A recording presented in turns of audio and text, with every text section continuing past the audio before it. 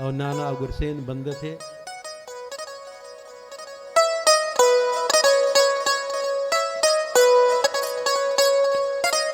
मर गया। अच्छा, हम तो पहले ही मार दिए थे, अब मरे को कहाँ मारना है। तो मटकी फोड़ के मार। ठीक है, सब विधि विधान है।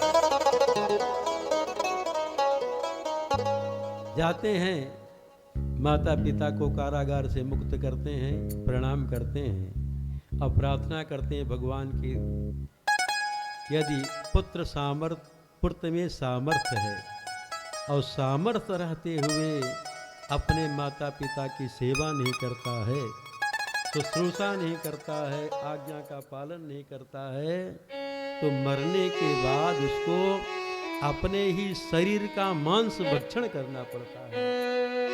इसलिए माता पिता की सेवा अवश्य करनी चाहिए। भगवान पुनः उग्रसेन को राजा बनाए। भगवान को विद्याधन करने के लिए सांदीप ने गुरु के यहाँ भेजा गया। थोड़े दिन में सब विद्या अध्ययन करके आ गए। विवाह होना है, विद्याधन करके आ गए।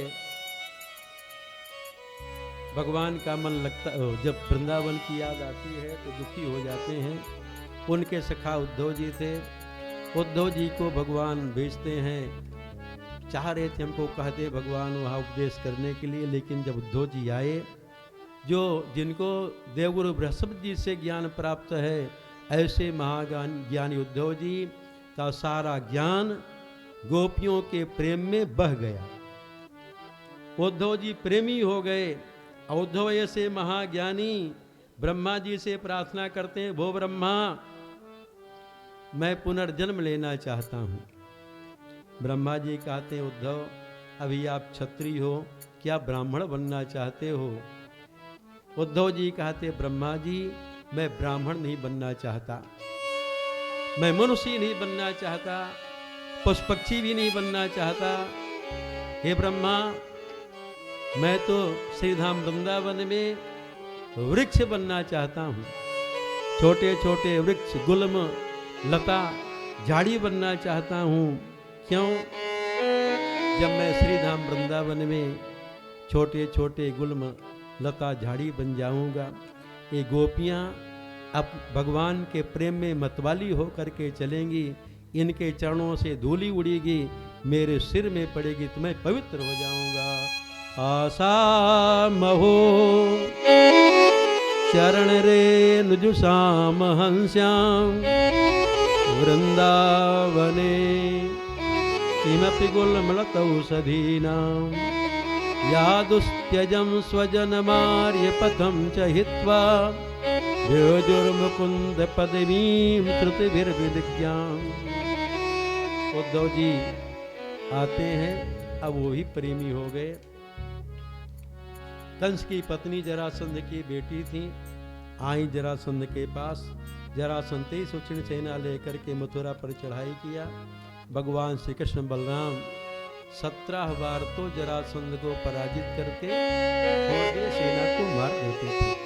18वीं बार जरासंध काल यवन को साथ में लेके आया। उसके साथ में 30 करोड़ मृग सेना थी।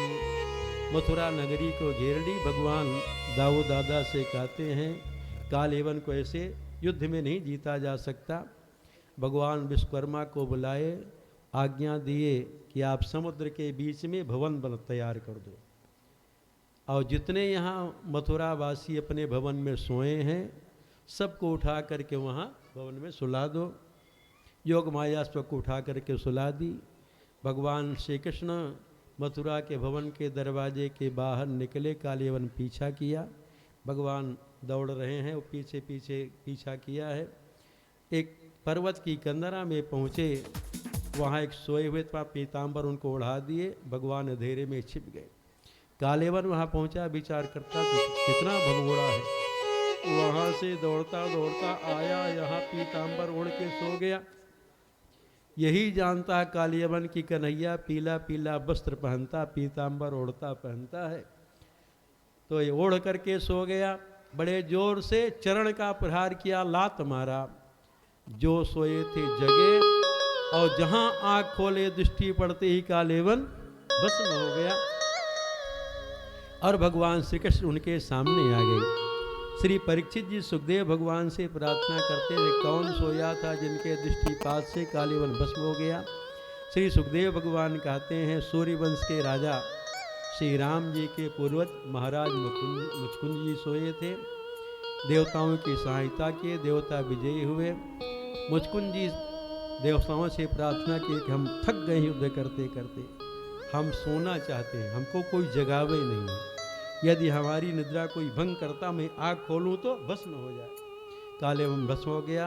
मुचकुंद जी को भगवान श्री कृष्ण का दर्शन हुआ। अब भगवान के विवाह की कथा कल से चल रहा था, आज पहुंचे हैं वो विलंब से आचार्य जी कर देते तो घबरा रहे थे आचार्य जी, कल अलाउंस किए थे कंस बच जा हो जाएगा, लेकिन क्या करें, कल उसका मरने का समय नहीं आया था। जब मृत्यु का समय आ गया तभी तो मरता है ना। तो बलराम जी का विवाह रेवती जी के साथ में हुआ। विदर्भ देश के राजा थे भीष्मक, जिनके 5 पुत्र थे। एक कन्या थी, कन्या का नाम था रुक्मिणी। राजा सेत भीष्मको नाम, विदर्भाधिपतिर्महान, तस्य 5 पुत्रा, कन्यैका च वरानना। पुत्री का नाम रुक्मिणी। राजा भीष्मक अपनी कन्या रुक्मिणी का विवाह द्वारकाधीश भगवान के साथ में करना चाहते थे, लेकिन बड़ा बेटा रुक्मी कहता उस भगोड़े के साथ, रणछोड़ के साथ अपनी बहन का विवाह हम नहीं करेंगे, हम तो अपनी बहन का विवाह किसी वीर पुरुष के साथ में करेंगे। भीष्मक जी बेचारे चुप हो गए। जब बेटा बड़ा हो जाए, मालिक बना दिया जाए, तो पिता को भी ज्यादा इधर उधर नहीं करना चाहिए, नहीं तो फिर खटपट होने लगे। जब मालिक बना दिया कि तो जैसे करे ठीक है, सलाह ले ठीक है, न ले तब क्या किया जाएगा। लेकिन पुत्र का धर्म है पिता से पूछ करके, भले मालिक बना दिया गया लेकिन फिर भी पिता से पूछ करके ही सब काम करे। भगवान श्री राम कोई भी कार्य करते थे अपने पिता महाराज दशरथ जी से पूछ करके ही करते थे। आयस मांगी करई पुर काजा,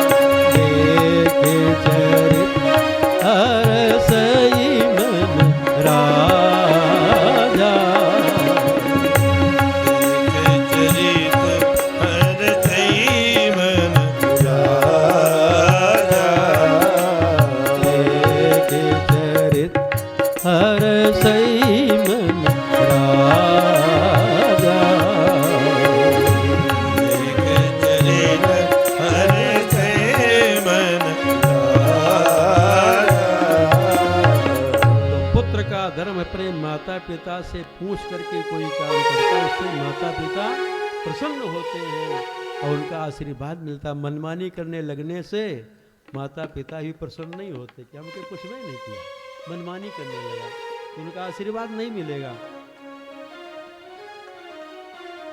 रुक्मी गया शिशुपाल के पास, अब विवाह तय कर दिया, लौट करके आया, पिता से कहा था परसों ही अपनी बहन रुक्मिणी का विवाह शिशुपाल के साथ में कर देंगे। जब रुक्मिणी जी को पता लगा तो विवाह उसके साथ करना नहीं चाहती थी। एक ब्राह्मण को तैयार की, पत्र लिख करके ब्राह्मण के हाथ से द्वारकाधीश के पास में भेजती। ब्राह्मण पत्रिका लेकर के आए। पत्र में रुक्मिणी जी लिखी थी। पत्र में संबोधन लिखा जाता है, वो जी लिखा जाए और लिखा जाए तो संबोधन में क्या लिखित है? त्रिभुवन सुंदर, हे भुवन सुंदर, मतलब आपसे बढ़कर त्रिभुवन में कोई सुंदर नहीं है।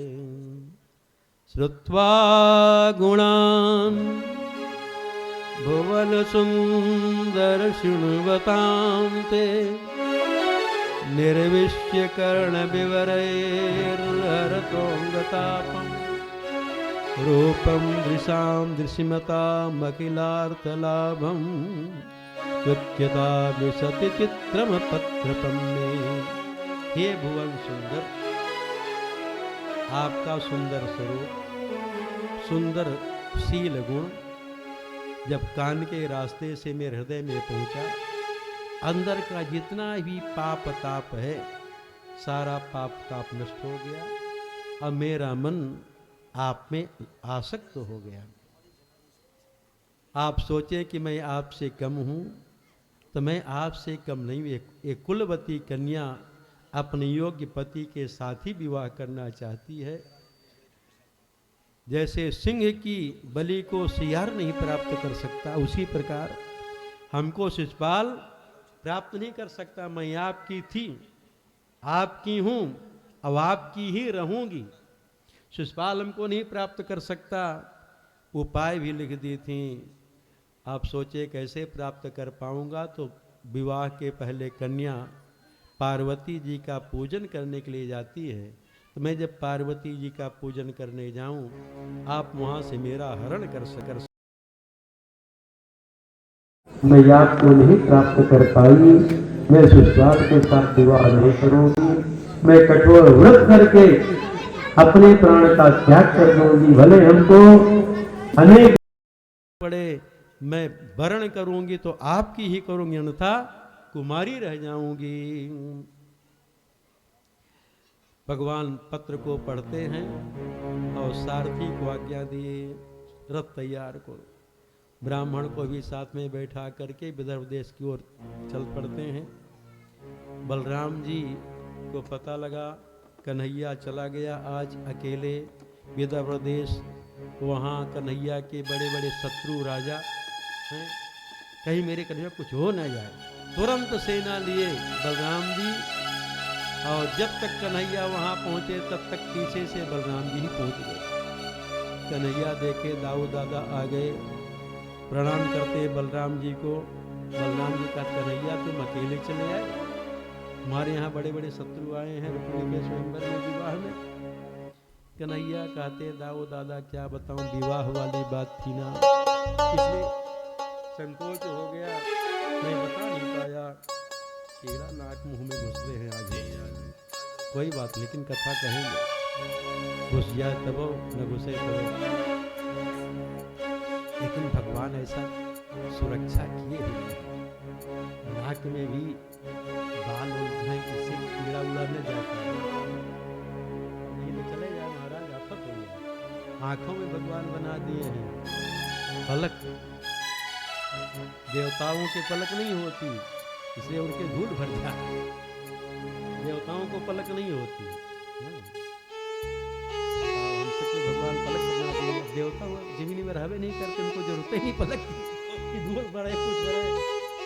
हम सबको तो जमीन में रहना है। अब कहीं हवा चलती तो इतना धूल उड़ता है कि आंखें भर जाए, इसलिए भगवान ढक्कन लगा दिए, पहले से व्यवस्था कर दिए हैं। और देवताओं का दिव्य शरीर, उनको धूल जाने नहीं है, इसलिए आंखें जोड़ते भी खूब देखते रहे अप्सराओं को। तो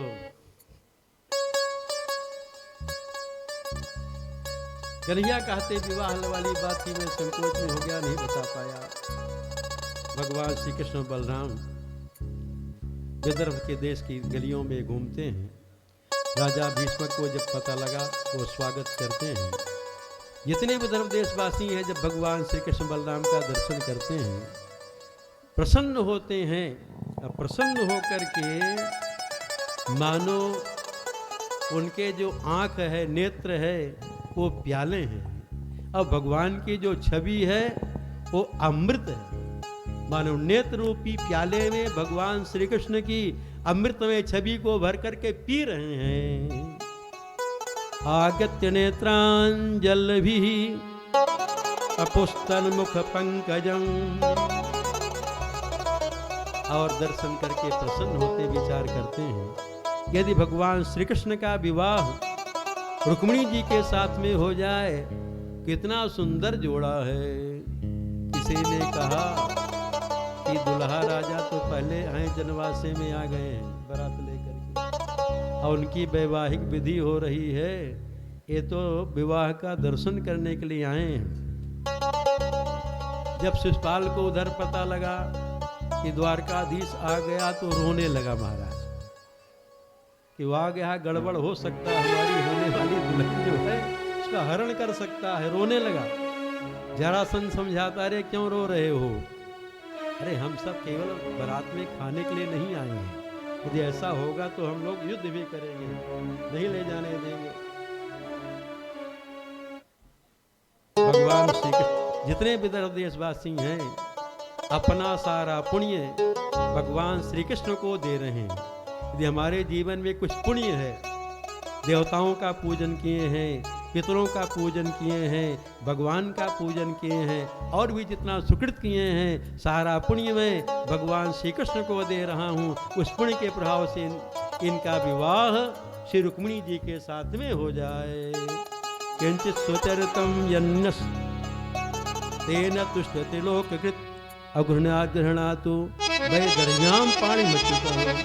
ये जो अच्युत है, भगवान का नाम अच्युत है, जो कभी च्युत ना हो, वो अच्युत हैं।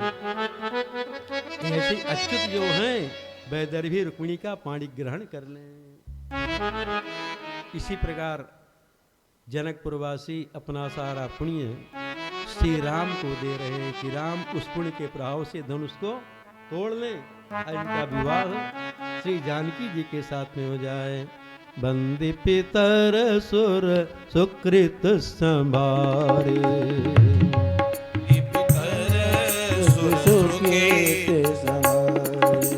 जा कछु पुण्य प्रभाव हमारे, जा कछु पुण्य प्रभाव दास वदन मृणाल की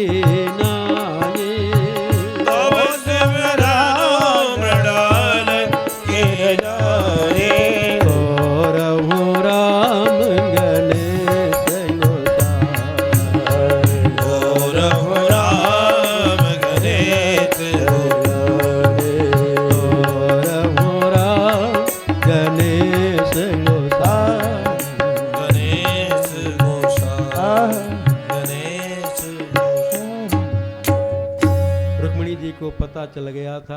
ब्राह्मण बता दिए द्वारकाधीश भगवान आ गए हैं। रुक्मिणी जी सखियों के साथ पार्वती जी का पूजन करती हैं और प्रार्थना करती हैं, नमश्चेत माम्बिके वीक्षणम वसंतान्युताम शिवाम भूयात् पतिर्मे भगवान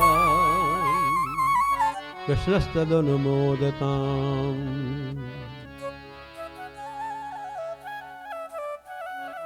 श्री पार्वती जी का आशीर्वाद मिला रुक्मिणी जी को।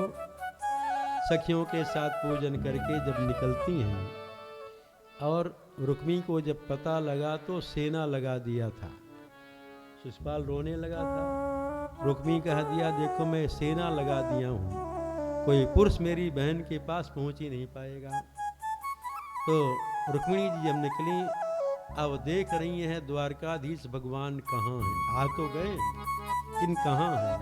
अब जहाँ बड़ी भीड़ है उसमें एक को देखना है तो सबको देखना पड़ता है। जैसे श्री जानकी जी भी, जहाँ अनेक राजा वहाँ थे धनुष यज्ञ में, और श्री किशोरी जी अपने प्राण प्रीतम जीवन धन श्री राम को देखना चाहती थी। तो जितने राजा आए थे जब सबकी ओर देखी, वो सब राजा मोहित हो गए। सिय चकित चित राम ही चाहा, भय मोह बस सब नर नाहा। मुनि समीप देखे दो भाई, लगे ललक लोचन निधि पाई। किन किशोरी जी के नेत्र कहाँ स्थिर हुए? जब महाराज विश्वामित्र जी के पास बैठे श्री राम जी को देखती हैं। उसी प्रकार जब श्री रुक्मिणी जी सब की ओर देखी, सब मोहित हो गए। इतने में भगवान श्री कृष्ण आए अपने रथ से उतर करके, रुक्मिणी जी का हाथ पकड़ करके गोद में ले करके और रथ में बैठाए लेके चलते हैं।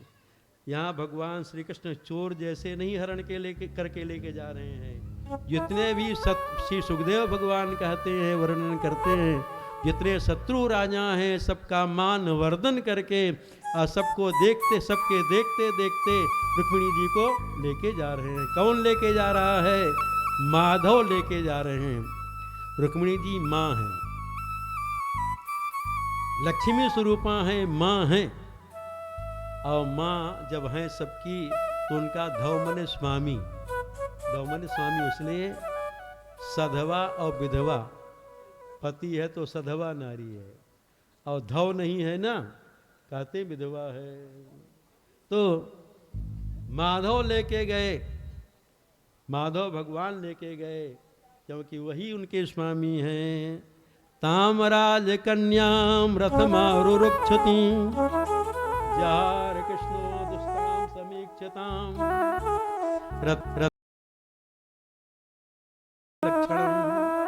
राजन्य चक्रम परिभूय माधव।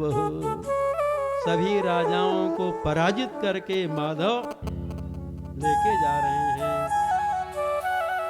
रुक्मी को पता लगा, सेना लेकर के पीछा किया। बलराम जी तो पहुंचे थे सेना को नष्ट करते हैं। रुक्मी भगवान श्री द्वारकाधीश का पीछा किया। भगवान रथ को खड़ा करके रथ के पहिए में बांध करके और तलवार से आधा सिर का बाल, आधा मूछ, आधा दाढ़ी साफ कर दिए। इतने बलराम जी आ गए, कहते हैं देखो कन्हैया, कुछ भी हो तुम्हारा साला है, इसको मारो नहीं। वो डांटते हैं और छुड़वा देते हैं। रुक्मी फिर वहीं कहीं रह गया। भगवान हरण करके उधर जब शिशुपाल को पता लगा तो रोने लगा। विवाह विधि उसकी हो रही थी और दुल्हन को कोई दूसरा हरण करके ले गया। रोने लगा, अरे तू कब रो रही हो, तुम्हें तो लेके जाए भगवान।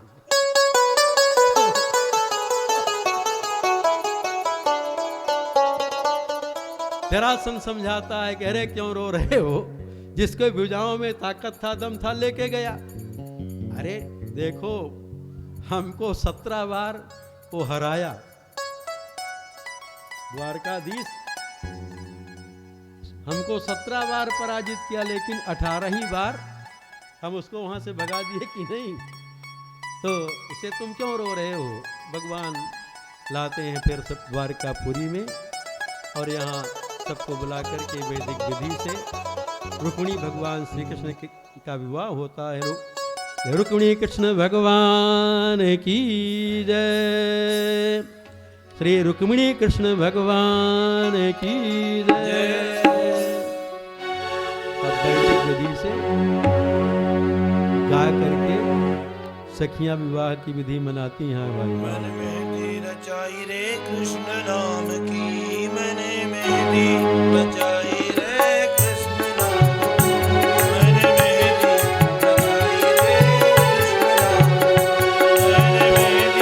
रचाई रे कृष्ण नाम की,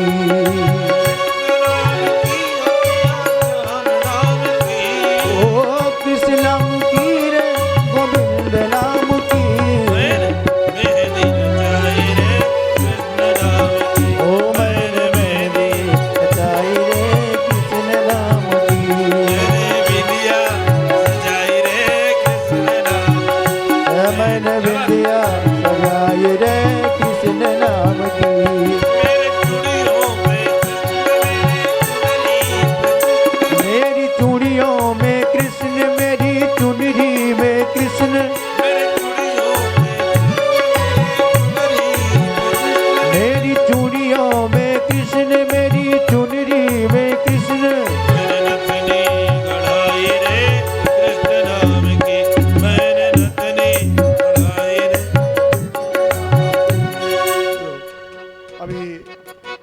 सब लोग भगवान श्री कृष्णचंद्र एवं रुक्मिणी जी के विवाह की कथा श्री महाराज जी के श्रीमुख से श्रवण किए। उस विवाह का कार्यक्रम भगवती तुलसी जी विराजमान है, भगवान सालग्राम विराजमान है। ये रुक्मिणी और कृष्ण के स्वरूप हैं, लक्ष्मी नारायण हैं। हम सब लोग कन्यादान के निमित्त सबसे पहले मैं स्वयं, इसके बाद में जिन जिन भक्तों की श्रद्धा हो कन्यादान के निमित्त आकर भगवान को अपना श्रद्धा सुमन अर्पण करें। धन्यवाद। मन मेहंदी रचाई रे श्याम नाम की, मैंने मेहंदी रचाई रे श्याम नाम की। कृष्ण नाम की हो प्यारे कृष्ण नाम की, ओ कृष्ण नाम की रे प्यारे कृष्ण नाम की।